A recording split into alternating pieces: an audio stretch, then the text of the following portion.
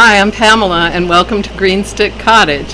This is Misty, and I try to read and listen to books and other things whenever the cats allow me to. And Misty seems to be bored already, so we'll say goodbye to her. Anyway, I thought I would start with some finished reads. I finished Void Moon by Michael Connelly, which is part of the, it's not part of Harry Bosch, but Harry Bosch is why I started reading the works of Michael Connelly in publication order. So Void Moon was part of that, and it was kind of disappointing.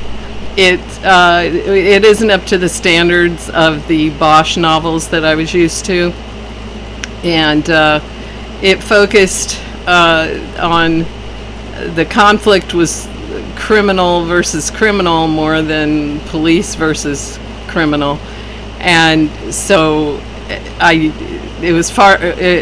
the sympathetic characters were the innocent that got caught in the crossfire between the criminals. I think I talked about this before, and so it was still very good writing of Michael Connelly, but it was not as enjoyable for me as his other books that I read before that. I think this was number 10 or 11 in publication order. I should have made note of that. Sorry about that. I also finished the next one in publication order of Michael Connelly, so I'll just go ahead and talk about that one. Even though it's not the next book I finished, but it's A Darkness More Than Night. And that one does include Harry Bosch. It includes Terry McCaleb, previous character in a previous book. And what is it, Jack? Another Mac name, Jack McElroy or something like that, who's a journalist. Michael Connelly himself was a journalist before he became a crime, novelist, and this was much better than Void Moon, and it featured Catalina Island. I liked that, and I kind of liked the recurrent characters. I wish there had been more Bosch. It was mainly focused on Terry McCaleb, who is a former FBI agent, and there was a previous book that introduced him, and can't remember the name of that one, but he's okay. He's likable. I'm pretty stuck on Bosch, so I compare everything to Bosch. And but I liked the story, the mystery involved, and going from what do they call it? I think the Catalina Islanders call it overland when they go onto the mainland. They call it going overland. I think that's what it was in the book. So I kind of liked that different, the featuring how the perspective is when you live on Catalina Island. And I heard recently, because of the hurricane that became a tropical storm, that Hillary, I guess it was called, that they had to evacuate Catalina Island. I had heard that recently from a YouTuber, so that was kind of notable to me, since I had just finished this book, A Darkness More Than Night. So that one is very good. I definitely recommend that one. And another work I finished is not strictly a book. It is an Audible. It is an Audible part of the great courses on Audible. And it was the life and works of Jane Austen. And the teacher of that great course was Devaney Lucer, who teaches at the University of Arizona, or is it Arizona State University? I think that's what it is. Anyway, she was very good. I loved all the topics she covered. All the lessons were great. I just loved being immersed, and I started this during Jane Austen July, So I love being immersed in that and learning about the times and the various customs and what was going on, and all about Jane Austen's life and her family, and the difference between aristocracy and nobility, and gentlemen and not gentlemen, and merchants, and the whole life of that Regency period. I thought that was super interesting. I enjoyed it a lot. So I greatly recommend that. And in fact, my experience with that particular great course makes me want to try others that I have seen on Audible and for free. So I will probably try to work that in at some point in time. The last book I finished recently was The Cruelest Month by Louise Penny, and I think that is the third in the Chief Inspector Gamache series. And I started reading that series in memory of Janelle at her channel is Too Fond of Books, and she sadly died recently, and we lost a great person. She was a wonderful person to watch on YouTube and learning. She was so enthusiastic about the books that she enjoyed, and I just loved learning from her. And I remember her talking about this series, and I had always wanted to try it because of how she described the series. And so I did try it, and I'm still continuing, and I have the next book, which is called A Rule Against Murder. I have that one on hold on Libby. So I'm continuing the series and thinking about Janelle while I'm reading it, and just missing her presence on YouTube. But anyway, The Cruelest Month was about, another death in Three Pines, the village, which I think is outside of Montreal, not too far, because I think Inspector Gamache is based in Montreal. And so it has the whole, Quebec culture going on, and you do enjoy, or I enjoy the village of Three Pines, and a lot of the characters, and they're all recurring characters in the first three books as I've read them. And in this particular book, there was basically two things going on. Not only the death that happened in Three Pines that he's investigating, but there is apparently a situation that happened in the department of the Sûreté. I'm probably not saying it right, but I just think of it as the Canadian Scotland Yard, but I don't know if that's a good comparison there. But anyway, they're like in charge of stuff, and they send him out to inspect these deaths in the outlying areas, and so apparently there was some interdepartmental situation that happened in the past that he was involved in, and so apparently it kind of split the department, and there were people loyal to one faction that are not loyal to him. In fact, are not liking him at all, and then they're the ones who are loyal to him. So that conflict and crisis is going on, and it's also mysterious. So it's kind of like you got two mysteries in one going on there.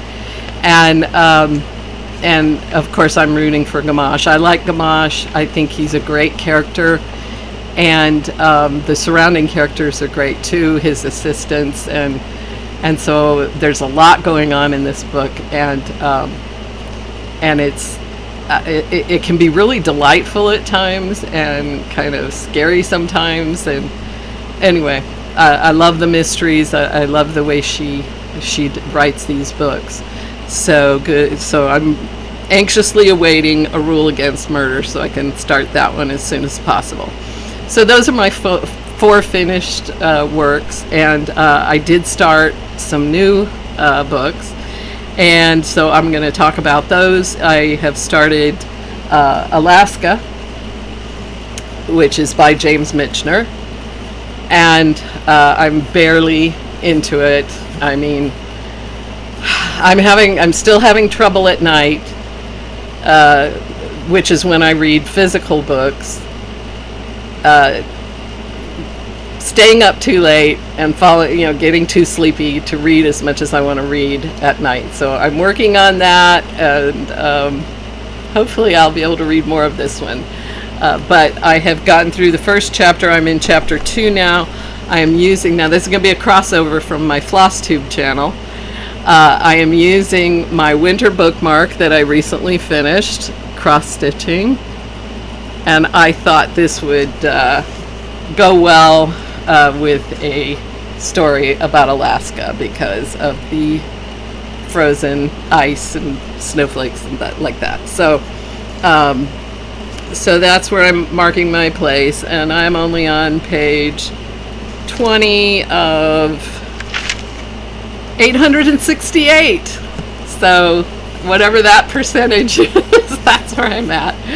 But so far it's only been like about the prehistoric geological formation of Alaska, and then now that was the first chapter. In the second chapter, it is about the mastodon and other animals crossing over, the land bridge and ending up in Alaska, and saber-toothed tiger. And so I'm enjoying that part very much. I don't know what comes next. Hopefully people come eventually.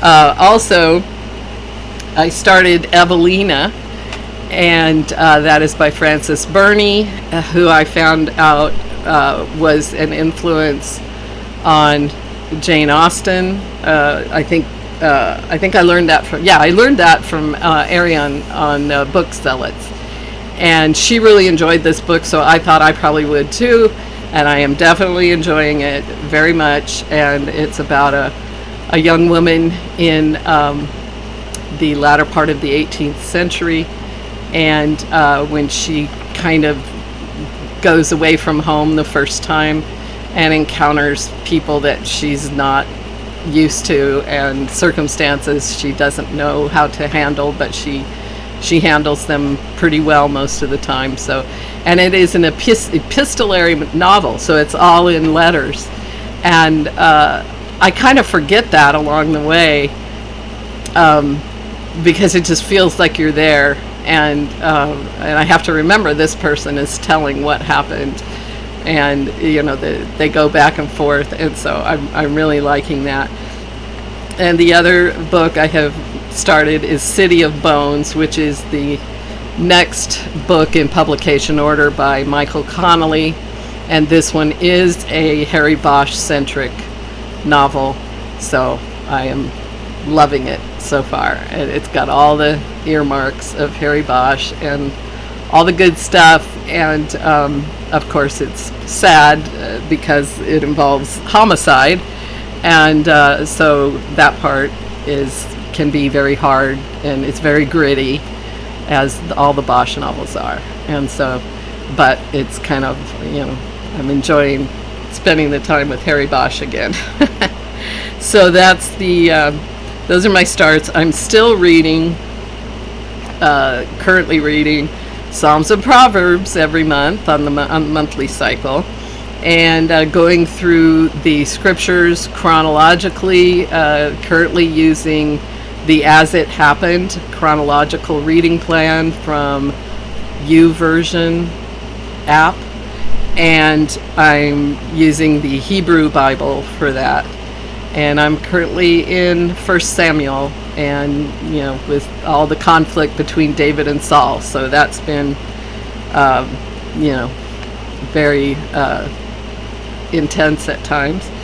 I'm also still reading the massive work called the Encyclopedia of Lost and Rejected Scriptures, and I finished Second Esdras, and have started First Maccabees now. And boy, you want to talk about some hard times, that's what's going on in First Maccabees.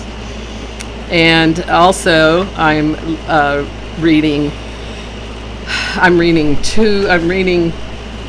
volume 1 of History, Fiction or Science by Anatoly Fomenko, and I'm on my second renewal of this book from the library. This is volume 1. I have volume 2 on my Kindle, and I'm also reading that at the same time. And this one has been the reason why it's been renewed twice is because it's a victim of my nighttime, nightstand reading where I get too sleepy, and because it is so dense with the 4 columns, and but it's just so full of fantastic stuff. Like last night I was reading about, I was looking, and I have read this book all the way through before, but it was a few years ago. But here you can see one of the so-called upside down maps. That is England and France there. And so we usually see it this way. But back then in 14, let's see. No, this is it from the 14th century. So that's when this map is from. And here you have Spain and Africa on this side here, with Spain here and Africa here, and this is the Mediterranean on the other side. So you have Africa at the top and Asia here at the bottom. So these were your typical maps from the 14th century. And the reason they're that way is because, they generally set out from Europe, and went south. And so that is the reason why the Levant is called the Levant. Levant means to the left. So when they're setting out on their exploratory journeys, the Middle East is on the left. So that's how it became the Levant. So I found that just fascinating, as I find most everything in these books fascinating. So I don't know how many years it'll take me, but I'm determined to get through all 7 volumes and learn as much as I can. You learn so much, even though he does not agree with what he calls the consensual chronology, and he calls his study, which began in 1973, he calls it the new chronology, because they're using scientific method and mathematics. He's a mathematician, and to determine when eclipses actually happened and things like that. So it's just fascinating. So even if you don't buy his chronology, you learn a lot about the consensual chronology too. Like I never knew about upside down maps until I had read this book. And so I'm also reading volume 2, which I have in PDF form. So I'm reading that on my Kindle.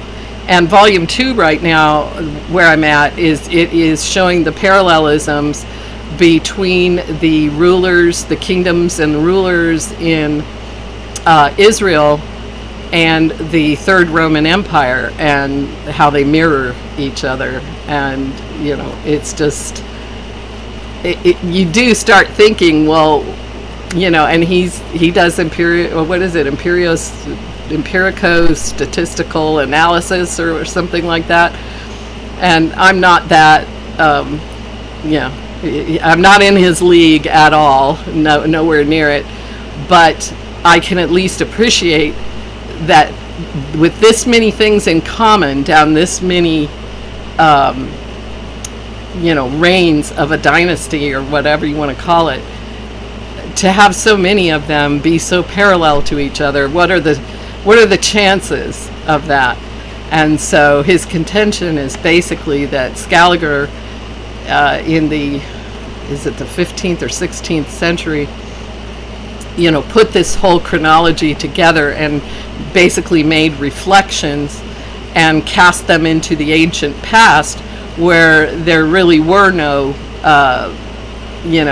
manuscripts or documents to document that stuff. So it's just, anyway, if you want to challenge yourself, definitely those books are fantastic for that. Also, I'm almost done, not quite. I'm on the final appendix of The South Was Right. And what a book. It's a great book. I learned a whole lot more of that period of history. I read the book in I think it was the 1994 version back in the early 90s or mid 90s. And so I had forgotten a lot of it, and I wanted to reread it, and they came out with a new version, I think in 2020. That's the version I'm reading now. And it is full of documents and quotes from documents, and it's amazing. And I love getting all sides of a historical conflict and seeing it from all sides. So I'm really excited about that, and so I'm real close to finishing that one. So and then I'm still reading Saint, with the cover, with the hottie on the cover,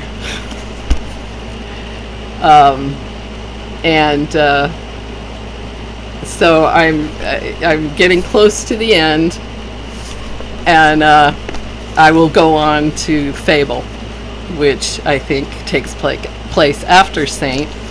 I got a few chapters read, like 4 chapters of this read when I went to the dentist this morning, and I got my my good patient reward bag. But the best part, I got a new toothbrush and toothpaste and dental floss. But the best part is how your teeth feel after they get cleaned. That smooth, polished feeling. So that's the best part of getting my teeth cleaned.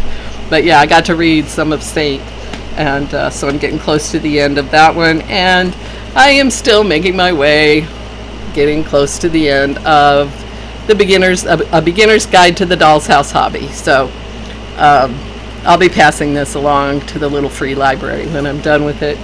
And but it has been enjoyable learning about how how they make things and how they make dolls' houses and all the things in them. So that's been fun. And so I will. I'm also going to talk about my brain stack. I'm calling it my brain stack now, and this includes things that make my brain work harder, or bolster my right brain, my creative side. And so I'm going to talk about that. Let's see. I think I'll start with. I'll start with my drawing because I have some haul for that, but I have my sketchbook here, and my latest sketch. Well, let me talk about something else first. My TBR, the things that I have on the horizon that I want to read. I was just talking about South Was Right. After I finish that, I'm going to start Those Damned Rebels, which is the American Revolution from the British perspective. So that's what triggered my drawing.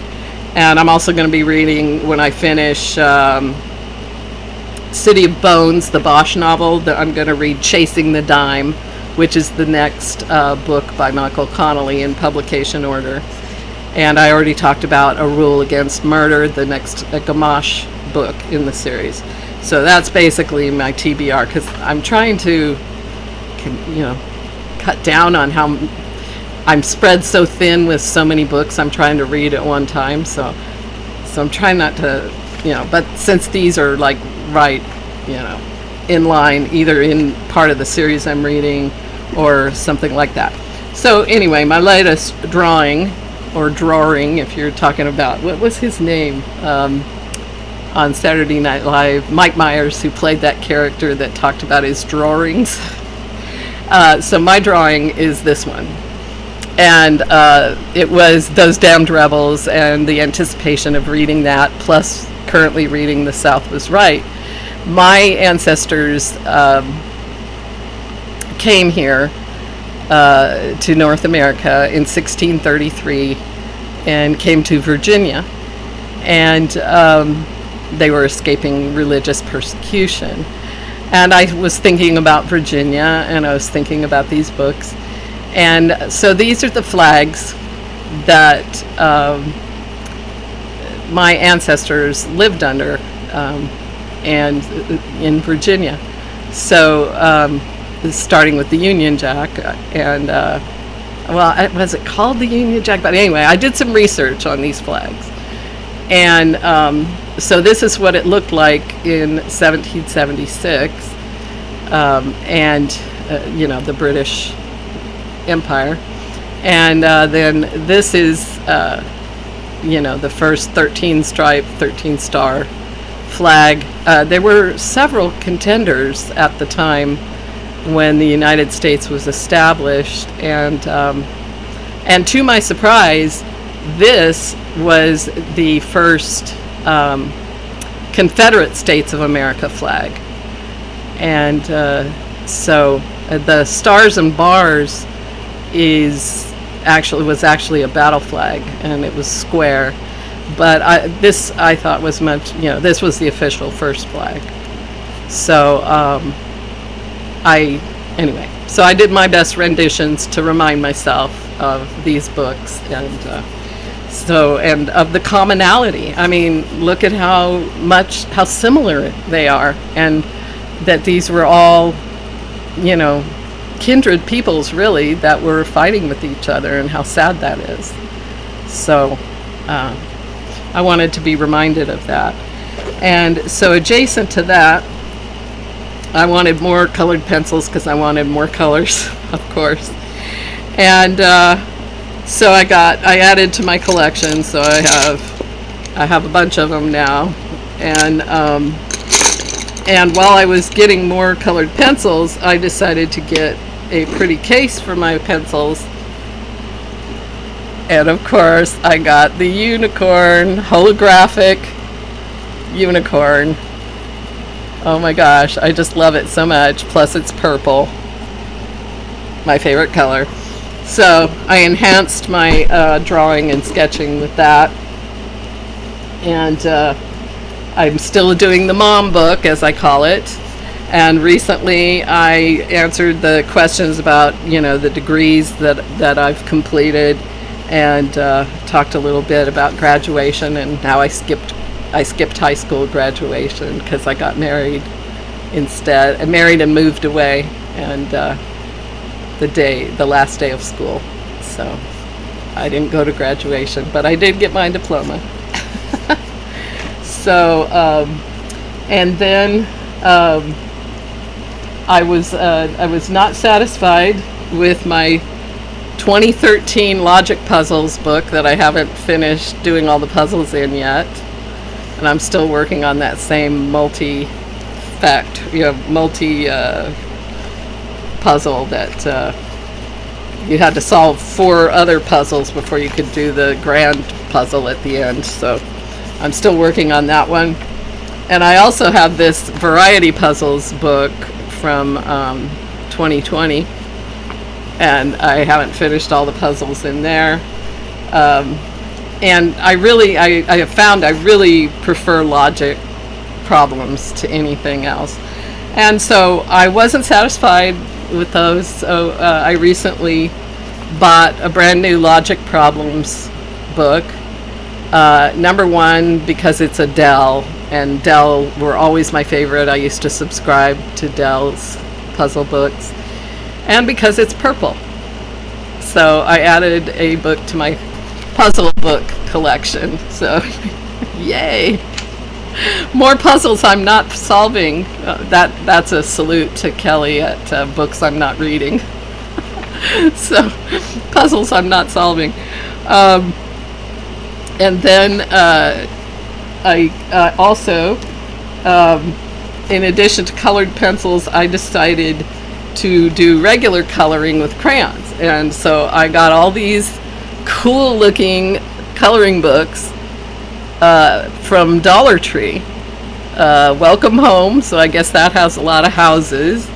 But they're like this. I mean, they're so full of, and I love Victorians, so I'm on board for that. And but look at all the details on them, so all the different colors I can use.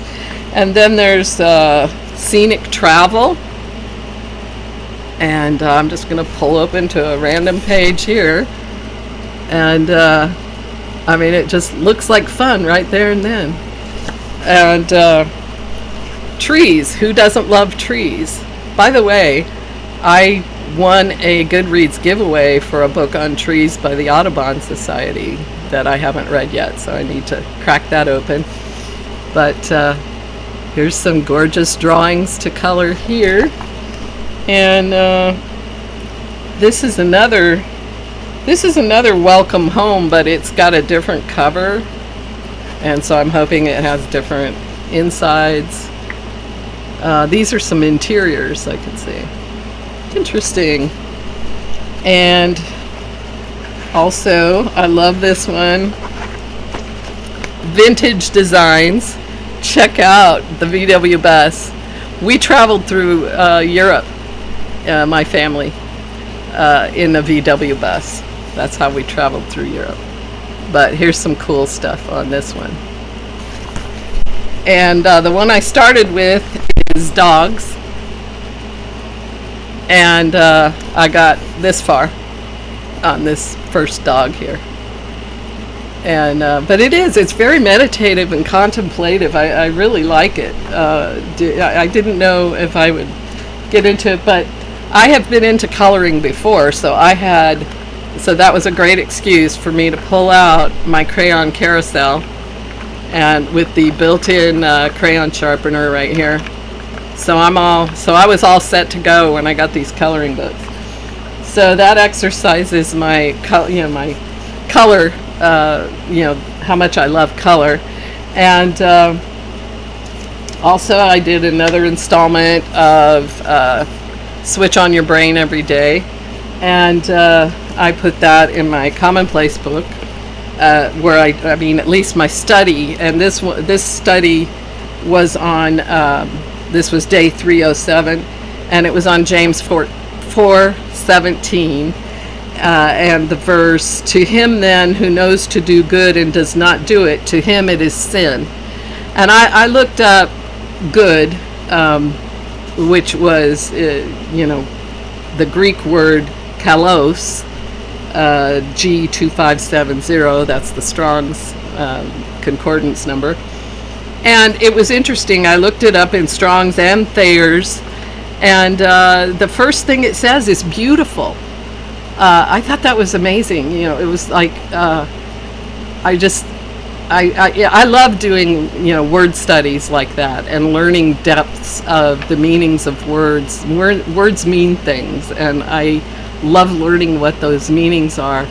And looking at a Bible verse like that from that perspective and seeing beautiful, and it does, like Thayer's specifies, by reason of purity of heart and life, but the first word in both of those, basically the first descriptive word, was beautiful. And I thought of growing up with a lot of Southern relatives, that don't be ugly. If you were being mean to somebody or naughty in some way, it was always don't be ugly. And I thought, well, that makes a whole lot of sense, that beautiful is, when you're being good, you are beautiful. So anyway, I just really enjoyed learning the deeper meanings of that word used in that Bible verse. So So that's why I enjoy doing these little, one page. They're like, here's 307 right there. And I just, and then Dr. Leaf writes, a little thing about it. And then I try to kind of paraphrase that into my own words and put it into the first person to remind myself of what I learned about that verse. And so anyway, so I'm continuing with this, even though it's supposed to be a page a day. I haven't done it. I'm lucky if I get one thing done a week, because I'm trying, I'm doing my whole brain stack and trying to do a little bit every day. I just want to do all the things, so I end up, being kind of broad, and it kind of slows me down in a way, but I love the variety as well, so I'm going to keep doing it that way. And then I just recently added onto my brain stack an app called Just Jigsaws, and I am working on this cat jigsaw currently. So I've done all the easy parts. And you'd think I could fill in the pieces. Let's see if I can hold this better. The pieces, there's only a few pieces between the nose and the bridge of the nose right there. And you'd think I could fill that in, and I struggled with it the last time I worked with it. I was really trying to get those pieces filled in, but so far not. And but I've always loved physical jigsaw puzzles, but I have cats. So I have no place, there's no place safe, and I don't want to spend a lot of money getting I know they have some kind of devices where you can either put it all in a box so you can close it and keep it safe, your puzzle in progress. I know they have things for that, but it's like, well, I could just do it on the app, and it does make a satisfying clicking sound when you get it in the right spot. So far I'm enjoying it. And so that's pretty much it for me for this edition of BookTube number 4. And so I'm not the only read-along I'm really participating in any way is the Historathon, because I'm reading the Flamenco books, which cover all of history, essentially. And so he touches on every period or epoch, or epic, or however you say that word. So I'm enjoying that. I love history, so I'll read anything historical almost. So that's it, and I'm just going to continue and try to finish as many books as I can, and I'm going to try to go to bed earlier so I can read longer. And in the horizontal, when I go horizontal, try to get more reading done that way. Hopefully I can finish Saint and The South Was Right pretty quickly here. All right. So that's it, and I hope everybody's having a good time and having a lot of happy reading. Thanks for watching.